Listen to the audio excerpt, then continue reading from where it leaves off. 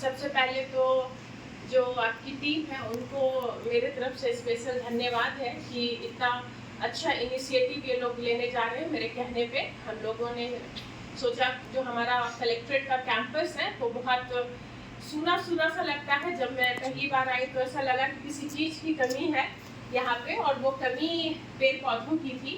तो ये बहुत अच्छा मौसम होता है और इन्होंने इसमें सहयोग दिया। हमने 100 के करीब प्लांट, और वो प्लांट जो पौधे हमने चुने हैं वो ऐसे पौधे चुने हैं जो हमारा जो पर्यावरण है उसके लिए बहुत उपकार। ऐसा पौधा नहीं है कि उसका कोई महत्व ना हो। जैसे कि हमने इनको बोला पीपल लगाए। आप सब जानते हैं पीपल का क्या इंपॉर्टेंस होता है। पाकर या उसको डूमर भी बोलते हैं लोकल भाषा में। उसका इंपॉर्टेंस क्या होता है, जो भी फाइकस स्पेसीज होते हैं, फाइकस स्पेसीज में आपके पीपल, बनियान, ये सब आते हैं। जो बायोलॉजी के स्टूडेंट होंगे शायद इस बात को अच्छे तरीके से समझ रहे होंगे। वो जो पौधा होता है उसमें चिड़िया या बटरफ्लाई, ये सब का इंपॉर्टेंस जो बहुत पर्यावरण में, जिसको हम डे बाय डे भूलते जा रहे हैं। इंस्टाग्राम और सोशल मीडिया की दुनिया में हम इतने खो चुके हैं कि हम वो चीज का इंपॉर्टेंस भूल गए हैं। हम पर्यावरण के साथ समय बिताना भूल चुके हैं, और इसी चीज को बढ़ावा देने के लिए आप सबकी सहयोग मैं चाहती हूँ। और ये 100 पौधा आप लगाएं, और जो गुमला जिले के लोग हैं वो जरूर, कलेक्ट्रेट कैंपस हमेशा ओपन होता, आप आ करके वो भी देखें कि आपके द्वारा जो लगाए गए पौधे वो सरवाइव हुए कि नहीं हुए। तो इन्हीं शब्दों के साथ मैं कुछ और संवाद करती हूँ आप लोगों के साथ। जो एसी साहब ने आप लोगों को बहुत अच्छी बात कही, क्यूरियोसिटी। कभी भी क्यूरियोसिटी नहीं खत्म होने देना अपने अंदर का। द मोमेंट आपके अंदर का क्यूरियोसिटी, जिज्ञासा खत्म हो जाएगा, ये बात मैंने पहले भी कहा है। जिस समय आपके अंदर की जिज्ञासा खत्म हो जाएगी, चाहे आप कितने बड़े भी ना हो जाओ, बूढ़े ना हो जाओ, तब भी। अगर मैं अपनी बात कहूँ तो मैं आज भी जिज्ञासु हूँ। मैं आज भी बहुत चीजें पढ़ती रहती हूँ। कभी साइंस पढ़ लेती हूँ, तो कभी पर्यावरण पढ़ लेती हूँ। तो बहुत कुछ है, पढ़ने का तो कोई सीमा ही नहीं है। तो आप लोगों सभी से यही कहना चाहती हूँ कि खूब पढ़ो। और पढ़ना क्या है, इंस्टाग्राम की जो दुनिया हम लोगों ने एक बनाई है, जिसमें सिर्फ हम लोग रील्स बनाने का कार्य कर रहे हैं। जब भी मैं फील्ड विजिट में जाती हूँ, बहुत अच्छा हाईवा देखती हूँ या बहुत अच्छी कोई भी लोकेशन देख रही हूँ, मैं आपके उम्र के बच्चों को रील्स बनाने देख रही हूँ। वो आपकी दुनिया नहीं है।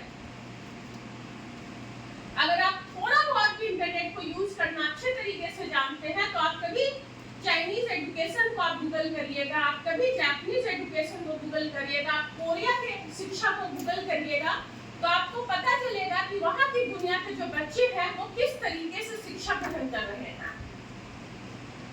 बहुत टफ एग्जामिनेशन चाइना के बच्चे लिखते हैं, और रॉबर्ट जो आज की दुनिया की रोबोटिक साइंस है, जो आर्टिफिशियल इंटेलिजेंस है, उस पर वो लोग आगे बढ़ चुके हैं। तो चलो, अगर हमारी शिक्षा उस चीज को अभी बहुत हद तक हमने इंक्लूड तो किया ही इस सिलेबस में, पर बहुत महत्व अगर नहीं मिलेगी हमारी शिक्षा, तो हमारी मूल शिक्षा होती है। मूल शिक्षा में आपके विज्ञान है, जो आपकी बेसिक साइंस का जो बेस होता है, उस बेस में आर्किमिडीज प्रिंसिपल को समझना, फोटोसिंथेसिस को समझना, माइटोसिस मियोसिस के फेजेस को समझना, ये होता है। सोचो मैंने तो 12th कब पास किया था, 2000 में 10 पास आउट हो।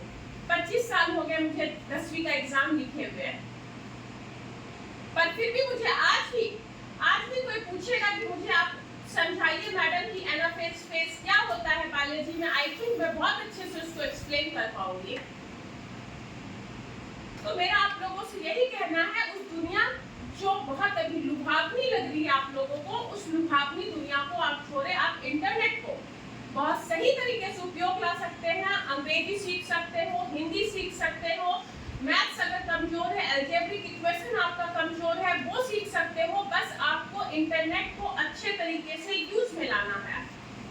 उसके लिए चैट जीपीटी है, वो यूज कर सकते हो। क्रिटिकल थिंकिंग, अपने अंदर की क्रिटिकल थिंकिंग को कभी नहीं मरने देना। क्रिटिकल थिंकिंग का मतलब होता है हर चीज पे सवाल पूछना, हर चीज पे सवाल, कोई भी चीज हो सकता है। कि मैडम आज जो हम पौधे लगाने जा रहे हैं उस पौधे का महत्व क्या है, इस मिट्टी में क्या क्या है मैडम प्रेजेंस, ये मिट्टी किस चीज का आखिर बना हुआ है। और जब तक क्रिटिकल थिंकिंग आपको नहीं रहेगा अपने जीवन में, आप बस एक हान मास के इंसान बनते रह जाइएगा, वो नहीं बनना है। हम जीवन में आए हैं तो कुछ करने के लिए आए हैं। और साइंस मैथ्स के साथ एक और चीज जो मैं बोलूंगी हर इंसान को करना चाहिए, हर बच्चे को करना चाहिए, स्पोर्ट्स और आर्ट।